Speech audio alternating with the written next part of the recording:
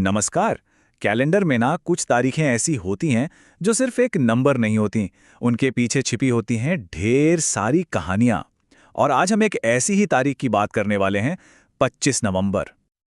अब कई लोग सोच रहे होंगे 25 नवंबर ये तो बस एक छुट्टी का दिन होगा, है ना? पर क्या क्या ये वाकई सिर्फ इतना ही है? चलिए आज इसी सवाल का जवाब ढूंढते हैं साथ मिलकर। तो चलिए शुरू करते हैं उस वजह से जिसकी वजह से ये तारीख आजकल थोड़ी चर्चा में है। बात एक छुट्टी की है, लेकिन इसमें एक छोटा सा कंफ्यूजन है, खासकर अगर हम साल 2025 की बात करें तो। देखिए, यहाँ एक बड़ी दिलचस्प बात है। दिल्ली, यूपी और चंडीगढ़ में छुट्टी है 25 नवंबर को, लेकिन उत्तराखंड में यही छुट्टी 24 नवंबर को है। मतलब मौका एक, पर तारीखें अलग-अलग।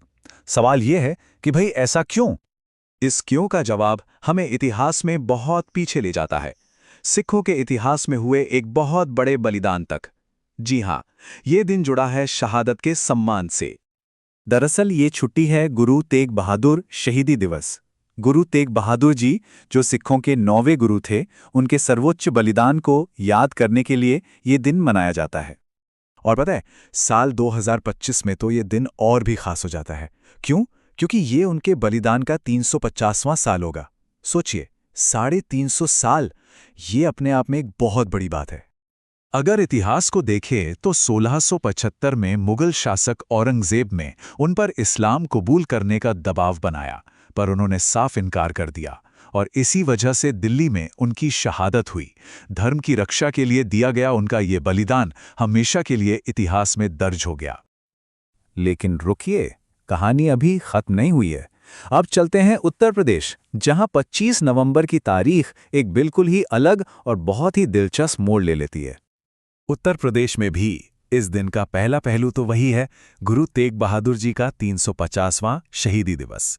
मतलब एक तरफ तो ये एक गंभीर और सम्मान का दिन है, लेकिन उसी दिन एक और बहुत बड़ा कार्यक्रम होने वाला है।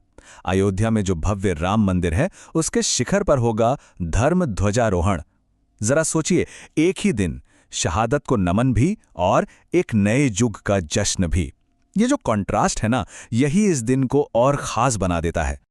और ये कोई छोटा मोटा फंक्शन नहीं होने वाला, खुद प्रधानमंत्री नरेंद्र मोदी ध्वजारोहण करेंगे।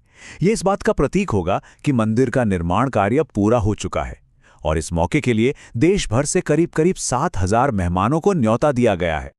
तो क्या 25 नवंबर की कहानी सिर्फ आस्था और उत्सव तक ही है? नहीं, बिल्कुल नहीं।